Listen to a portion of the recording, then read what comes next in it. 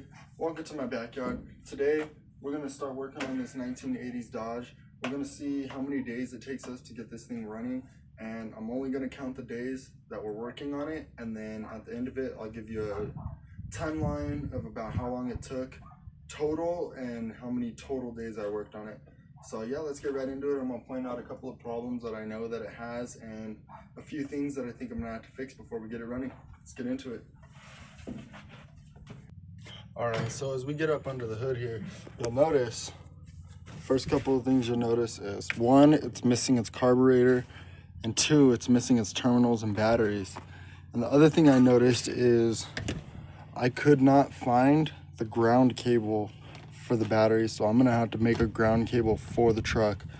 So today, the first things I'm gonna start on is I'm gonna start clearing out all the oil grime, as much of it as I can with my vacuum, off the top of the engine. I'm gonna take this piece off and out because it's broken and it doesn't need to be on there. And then I'm gonna go through and I'm gonna clear out all the holes around the spark plugs and then pull those all out. And then we are gonna try and turn this engine over by hand to make sure the block's not locked up, and then we'll move on from there. If the block's locked up, we'll just go from there if the block's locked up. But I'm hoping the block is free so that we could just go buy a carburetor for this thing and get it running. So yeah, let's get right into it.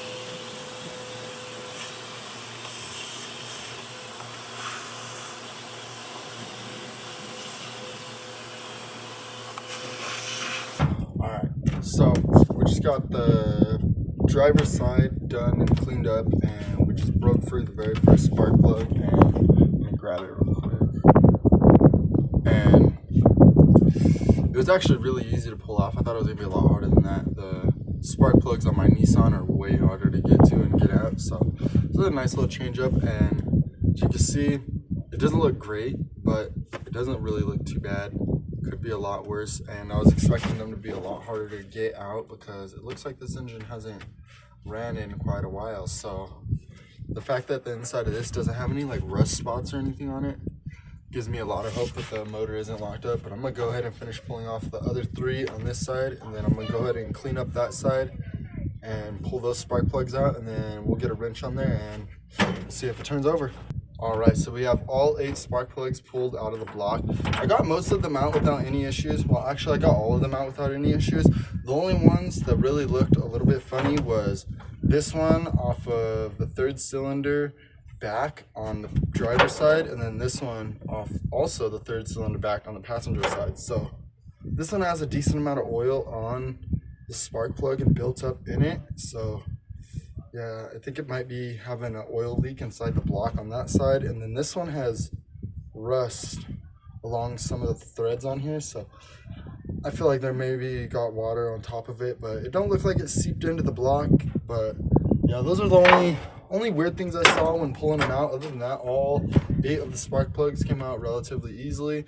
And well, we went and found a socket, had to go borrow it off my father-in-law so that we could see about turning this engine over, because whether it turns over or not is whether or not the project gets delayed by a whole engine teardown. So yeah, let's get into it. Let's put this socket on here and turn this engine over. Hopefully. That would be nice.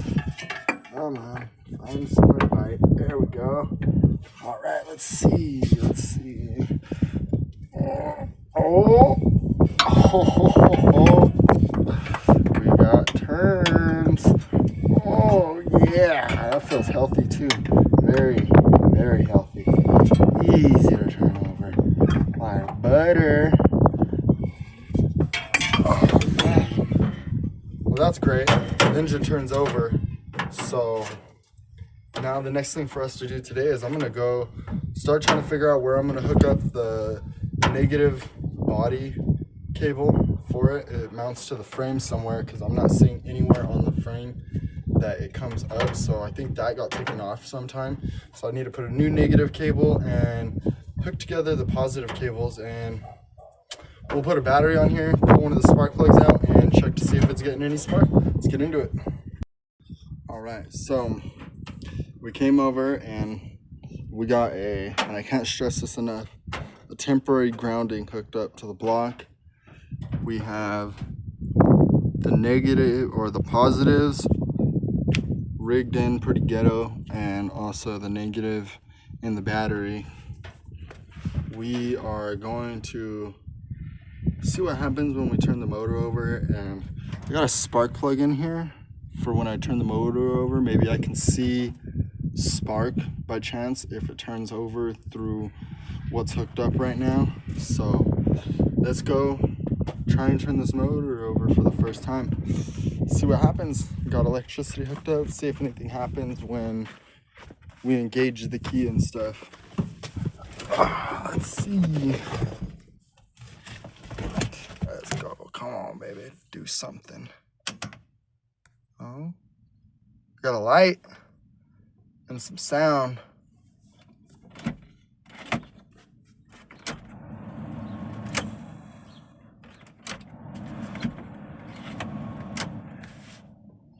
Vent is working. Let's turn her over.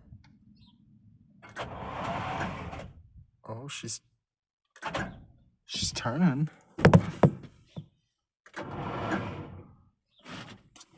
Now, let's see if I can see spark.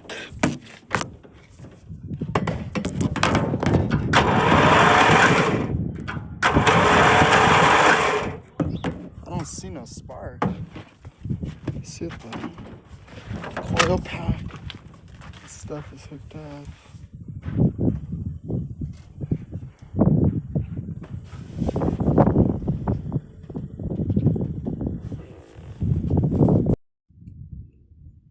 All right, so I went and looked at the coil pack and stuff, and everything was hooked up, but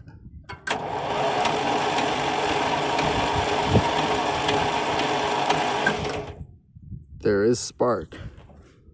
So that's good. Now what I'm gonna do, I'm gonna throw all the spark plugs in the block, put them all back in there, and just turn her over and see what she does.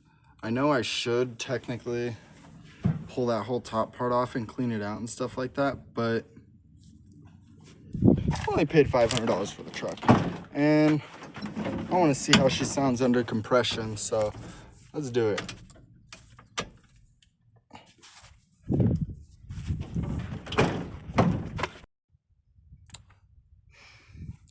All right, good morning, everybody. It is day 2 of working on the Dodge, and if you remember on day 1, we went and got the engine block cleaned up a little bit, and then we got power run to the truck, checked the spark, and made sure that the engine was turning over.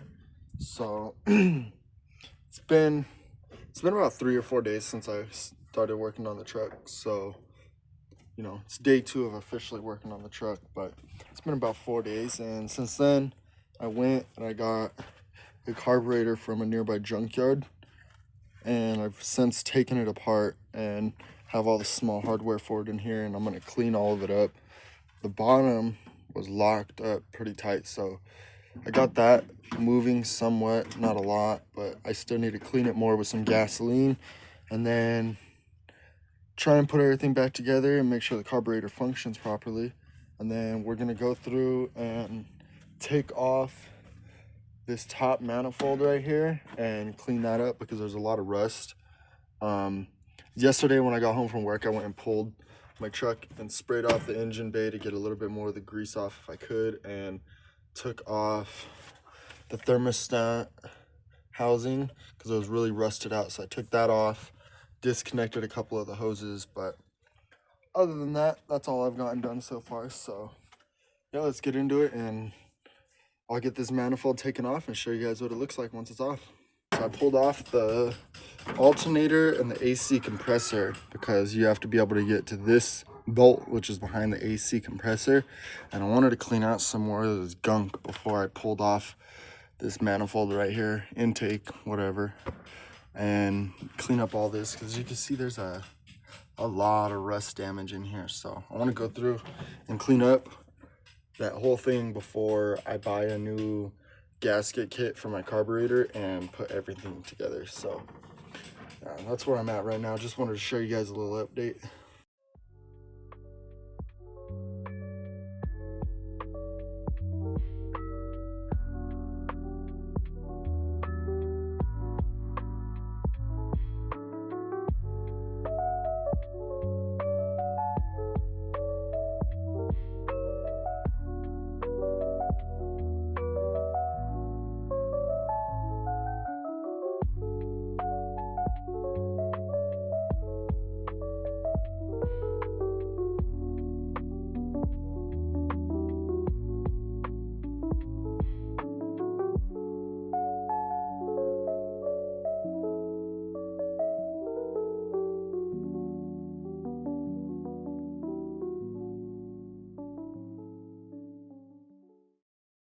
So I just pulled off the intake, and inside looks all right, other than the dirt and a little bit of water off the top that fell in that I'll vacuum out.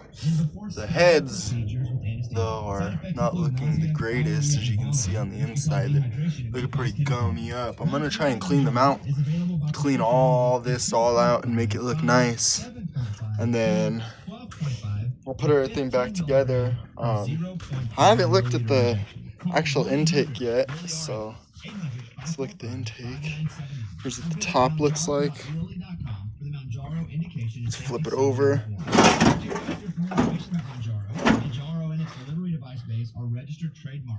It's not bad. That's pretty dirty right there, though. That's pretty dirty. That one too. Now that's big, but it's not quite as big as the end of model year savings at Patriot Kia. It's not bad. We're gonna get these cleaned off, and then I'll show you guys what they look like afterwards.